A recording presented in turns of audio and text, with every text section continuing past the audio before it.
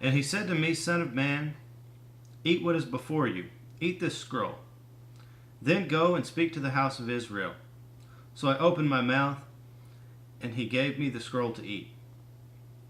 Then he said to me, Son of man, eat this scroll I am giving you, and fill your stomach with it. So I ate it, and it tasted as sweet as honey in my mouth. He then said to me, Son of man, go now to the house of Israel, and speak my words to them. You are not being sent to a people full of obscure speech and difficult language, but to those of the house of Israel, not to many peoples of obscure speech and difficult language, whose words you cannot understand. Surely if I had sent you to them, they would have listened to you. But the house of Israel is not willing to listen to you, because they are not willing to listen to me. For the whole house of Israel is hardened and obstinate. But I will make you as unyielding and hardened as they are. I will make your forehead like the hardest stone, harder than flint. Do not be afraid of them or terrified by them, though they are a rebellious house. And he said to me, Son of man, listen carefully, and take to heart all the words I speak to you. Go now to your countrymen in exile, and speak to them. Say to them, this is what the sovereign Lord says, whether they listen or fail to listen. Then the Spirit lifted me up, and I heard behind me a loud rumbling sound. May the glory of the Lord be praised in his dwelling place. The sound of the wings of the living creatures brushing against each other, and the sound of the wheels beside them, a loud rumbling sound.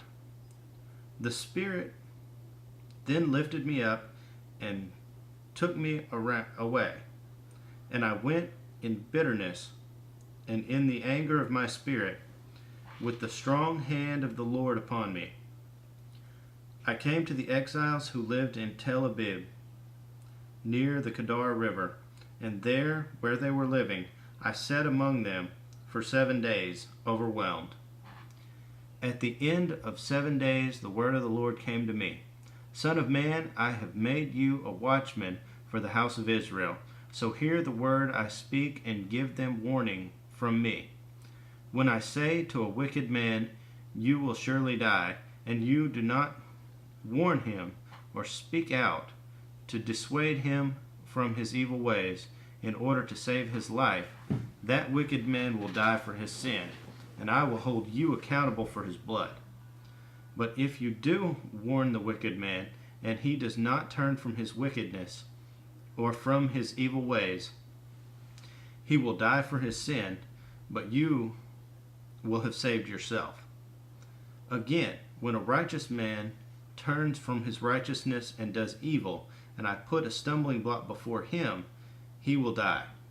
Since you did not warn him, he will die for his sin.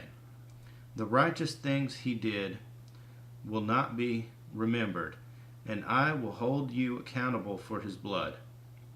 But if you do warn the righteous man not to sin, and he does not sin, he will surely live because he took warning, and you will have saved yourself. The hand of the Lord was upon me there, and he said to me, Go up and go out to the plain, and there I will speak to you. So I got up and I went out to the plain, and the glory of the Lord was standing there, like the glory I had seen by the Kedar River, and fell face down.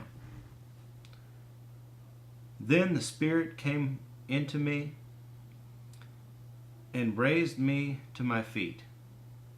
He spoke to me and said, Go shut yourself inside your house, and you, son of man, they will tie with ropes. You will be bound so that you cannot go out among the people. I will make your tongue stick to the roof of your mouth, so that you will be silent and unable to rebuke them, though they are a rebellious house. But when I speak to you, I will open your mouth, and you shall say to them, This is what the sovereign Lord says. Whoever will listen, let him listen, and whoever will refuse, let him refuse, for they are a rebellious house.